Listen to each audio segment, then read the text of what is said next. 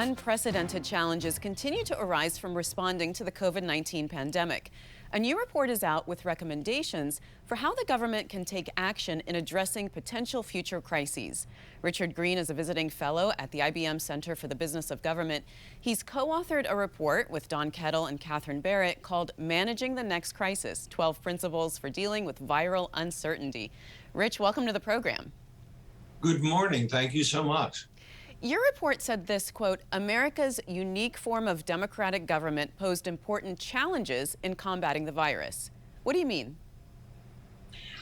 Well, I have to tell you, we have had crises since the dawning of the Republic. However, very few of them tended to be 50-state crises. That was one big difference between COVID. Typically, if you think about a tornado, it may sweep over 5 states and create huge issues and huge problems. And many of the solutions to those problems, many of the ways to prepare for those problems are the same as you would for COVID. What made COVID different and what made COVID an opportunity for disaster and dismay and death and destruction also made it an opportunity for us to examine, and I'm talking about Don Kettle and Catherine Barrett and myself, examine ways to deal with 50-state crises that could be extrapolated out to crises that occur in individual states and individual groups of states. Your report outlines a lot of action items and recommendations. One of them is about the role of data. What type of data would you say was missing in responding to the COVID-19 pandemic? Really, pretty much all of it. The truth is that, and again, as I referred to a few seconds ago, this was a 50-state crisis, and we needed to know a lot of things. We needed to know what was the value of wearing masks once we started to think about wearing masks. How many cases were there? How many deaths were there? Where were they happening? Were vaccines safe? On and on and on and on.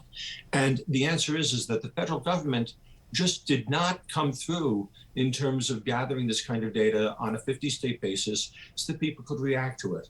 There was no clear-cut, intelligible data system to track the pandemic.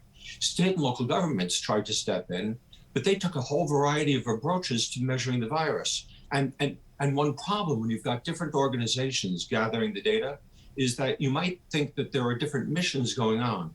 For example, if there was a state that was concerned about the economy as the real problem of COVID, then they would be gathering data about the economy, and so let's not wear masks because they're bad for the economy. Whereas if they were gathering data about healthcare, then, gee, let's wear masks because maybe more people will survive through the COVID. What about the national supply chain? You know, you talked about masks, and I remember when that was a big issue, trying to get things in, and we're still dealing with supply chain issues. What were the biggest hurdles then, and how do you approach resolving that issue? I think the biggest hurdle at that point was the idea that Americans have, and that certainly a lot of Americans in government even have, is that in this country, we always have whatever we need.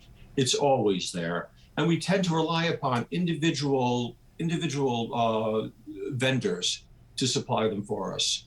And we tend to have just enough in the warehouses to keep us going. So for example, in San Diego County, there were many hundreds of thousands of masks sitting in masks for that you could use for an infectious disease that were sitting in a warehouse, and they thought they were all set, and that if something happened, they'd take care of it. It turned out when they pulled the masks out, they hadn't been used for a long time, and there were these rubber bands that held them in back, and the rubber bands were all dried out. So when they tried to put the masks on, the masks popped off. So they had to retrofit them with rubber bands.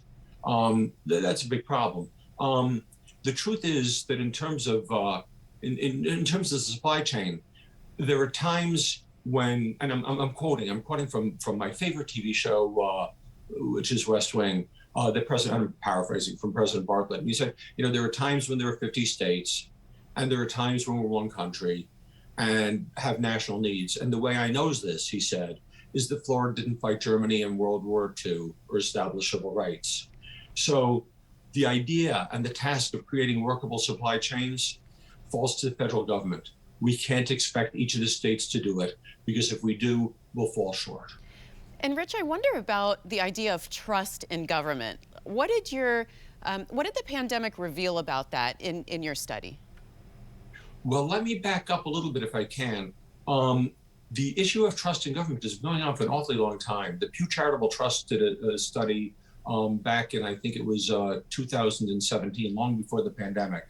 And what they found was that 70% of Americans did not believe in government, have faith in trust in government the majority of the time or all the time at all. So this has been a long ongoing thing. What happened with COVID, when there was so much fear and so much disillusionment in what was going on, and people saw neighbors passing on and going to the hospital, and their relatives couldn't visit them because of the infectious nature of the disease.